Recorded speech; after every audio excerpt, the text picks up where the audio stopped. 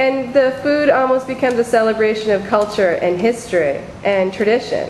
Oh, it's woven through the culture. Yeah. I mean, food is part of it. New Orleans being, I always talk about it being a really compact town.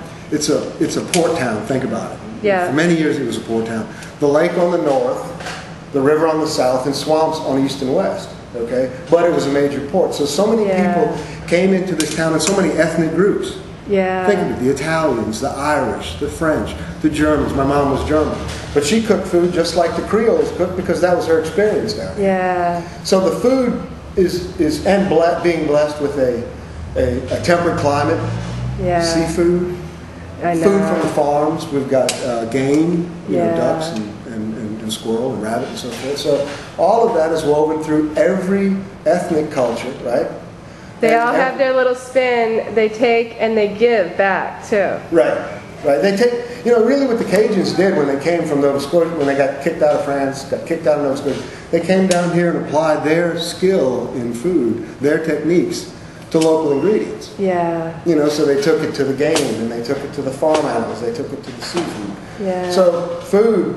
I think guys learn how to cook. One of my earliest memories is watching my dad swirl butter for scrambling eggs. So it's. Food's always been. I'm a chef, so obviously my experience of food is going to be a lot more intense, prominent relative to other folks. But down here, it's just it's a blessing almost. It's a wonderland of food. Yeah, it's a blessing. It's a blessing, and it seems to really tie people together in the city. Mm-hmm. Not just that you're here to eat, but you're eating to show who you are and who your ancestors were and who everybody was. Right.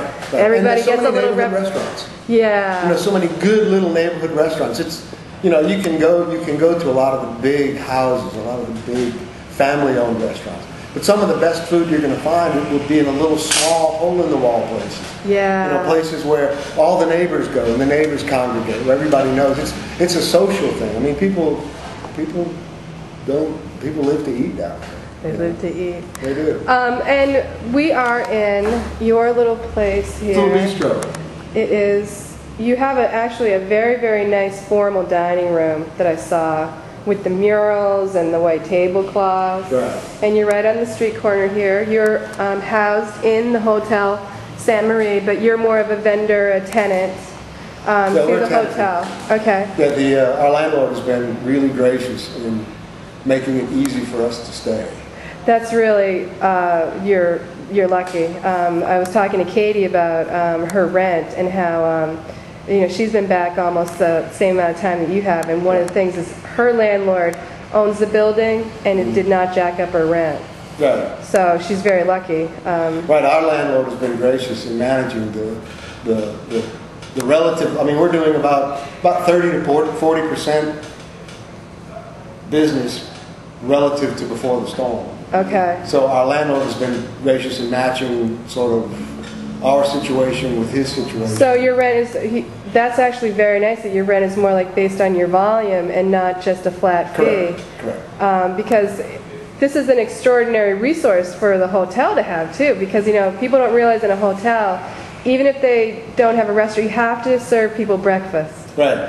You have to have people serve breakfast, and you have to have a bar. Service. You have to provide the service. You have to have that together because a hotel can't survive if you can't get a breakfast in the morning down in the lobby. You got to break the fast. That's right. But you would like other readers to know you are open for business. Come on down. We welcome your business, and you want to let us know what you're doing down here. The French Quarter is and the surrounding areas are 110% ready for business. Okay. People are down here they're open, they're hanging on, they know that there's going to be an opportunity. And, it's really hard to explain, but, an old Italian woman told me once you get the Mississippi River water in your system, you never get it out. And that's kind of what I feel. I'm running out of tape. Okay. Thank you for talking to me, Ed.